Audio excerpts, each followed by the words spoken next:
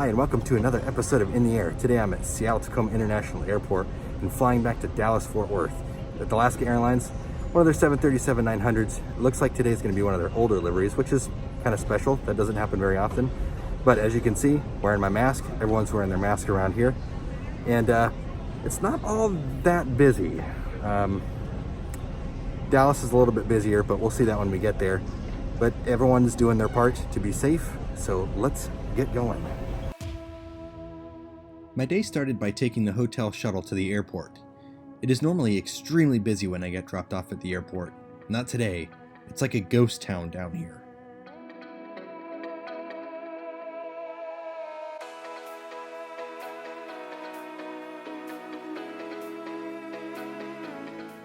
The shuttle pickup and drop-off location at SeaTac is in the parking garage across the street from the airport.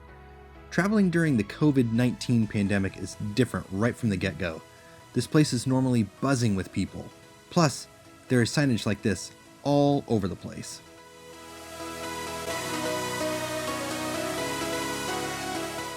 I'm glad to see airports taking the spread of the virus seriously.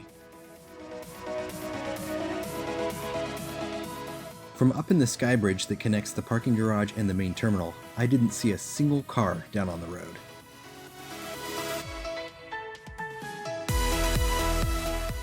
I really appreciate that there were hand sanitizers all over the airport as well. I mean, you gotta keep your hands clean. There weren't many ticketing counters open today with Alaska. Alaska mostly uses self-check-in kiosks. If you're checking luggage, you can print off your luggage tags from these kiosks and then drop off your bags at one of Alaska's baggage drop-off areas, like these.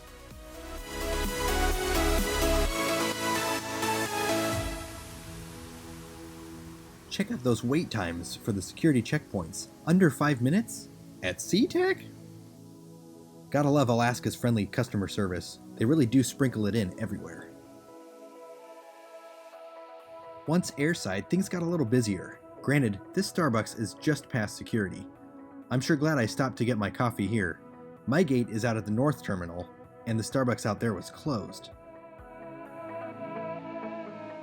Okay, AvGeek time. While only the nose, that is the more to love A321, and one of Alaska's A320s arriving at her gate. We've flown these A320s before. The links are in the description below. Time to go down to the train to head to the North Satellite, where my gate is. SeaTac has some pretty cool artwork around the airport, and their website even has a section dedicated to educating people about much of the artwork they have on display. Another overly quiet area. I've never seen so few people down here. I only had one other person on the underground train that took me to the North Satellite. And here's some more social distancing reminders. Look at me go! I've got my coffee in one hand and my new DJI Osmo 3 gimbal in the other. This is my first trip getting to use it and I love it so far. I'll drop a link in the description box below, should you be interested. I wasn't joking, there are social distancing reminders everywhere here.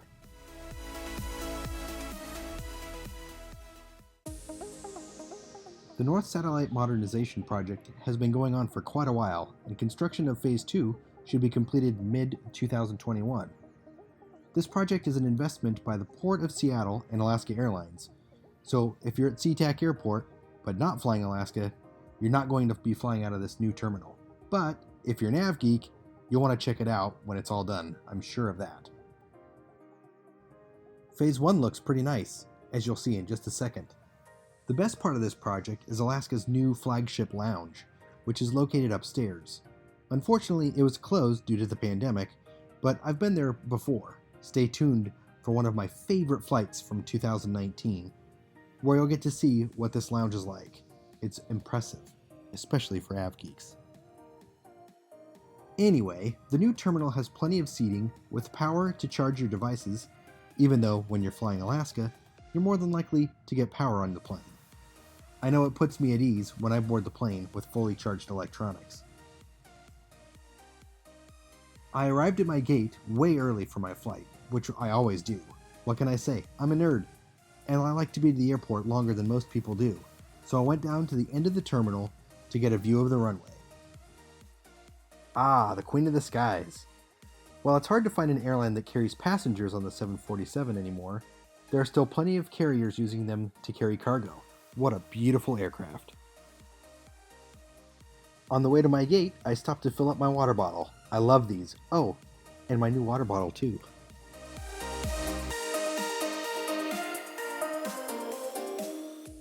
I hope you're enjoying this video. If you are, please hit the like below and consider subscribing to the channel.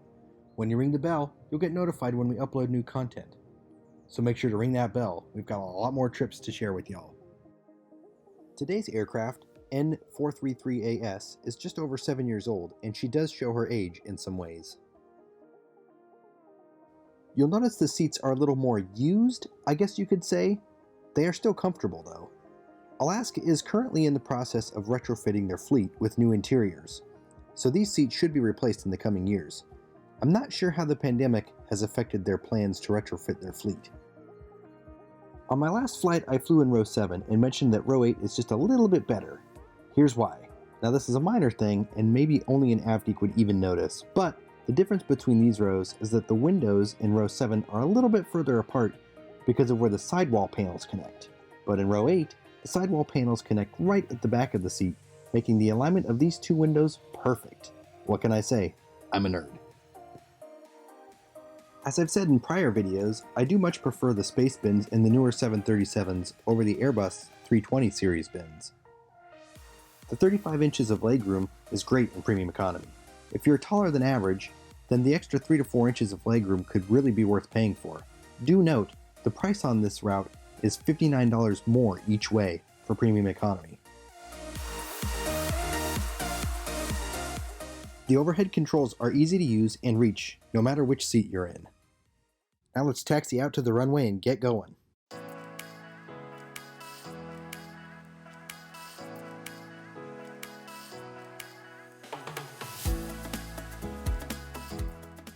Living in the Seattle area for many years, I've flown with Alaska more than any other airline. Having since moved to DFW, we don't get to see their aircraft as much. They do have 3 or 4 daily flights between the two airports though, so it's not totally rare to see Chester flying overhead.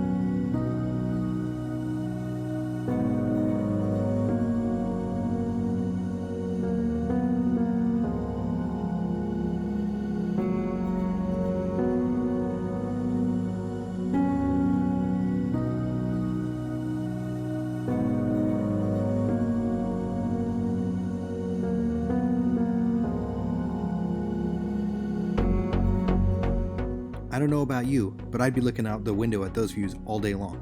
But Alaska does have some great entertainment options. Although they don't have in-flight entertainment screens in the back of the seat in front of you, they have a lot that you can stream on your personal device. Movies, music, TV. It's pretty great. I was glad to see some of the beverage service back. In premium economy, I was offered this beer, which just 2 weeks ago, Alaska wasn't serving.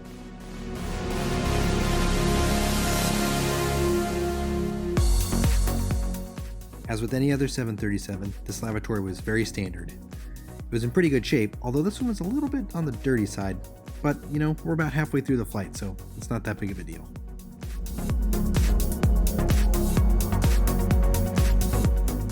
Covered in snow or not, the Rocky Mountains are always gorgeous to fly over.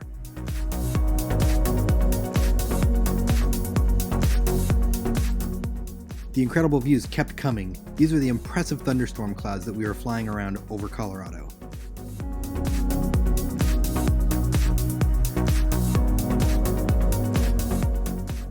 I didn't need a map to tell me where we were at this point. This was the Red River. Just north of it, Oklahoma. Just south, Texas.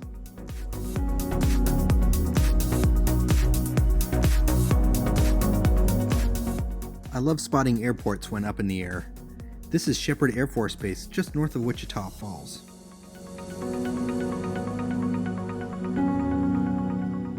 Not terribly unusual for DFW, it was a bit of a windy, bumpy approach today. Of course, my friend Drew would really love that.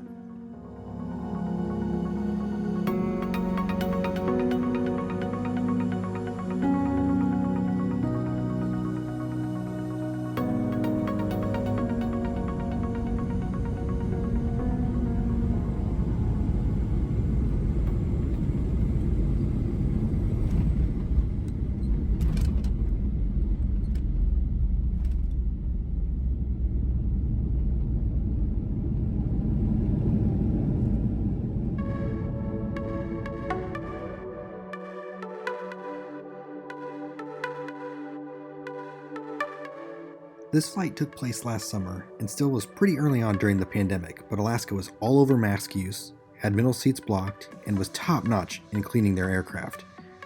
I was glad and surprised to get a beer on this return flight home to DFW. Most airlines are just now getting back to adding back beverage services, so Alaska was definitely ahead of the game.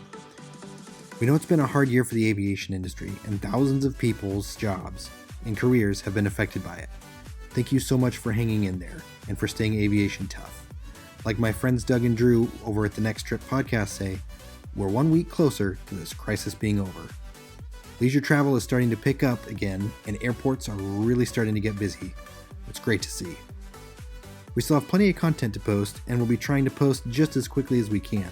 I plan on posting a channel update video in the very near future with updates on what's been going on in our lives and the future plans we have for the channel.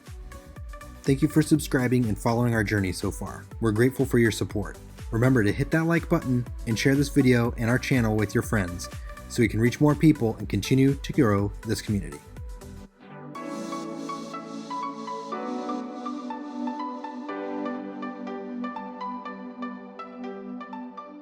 All right, I've made it back to Dallas. It is very hot here. It's got to be about 35 degrees hotter than it was in Seattle. Much busier airport too. Flight was great. I was really grateful to get a beer on the flight, unlike my flight up to Seattle 2 weeks ago. I much prefer the Biscoff cookies over that pretzel weird snack thing I got before. It was clean, everyone was friendly, and it was a good experience.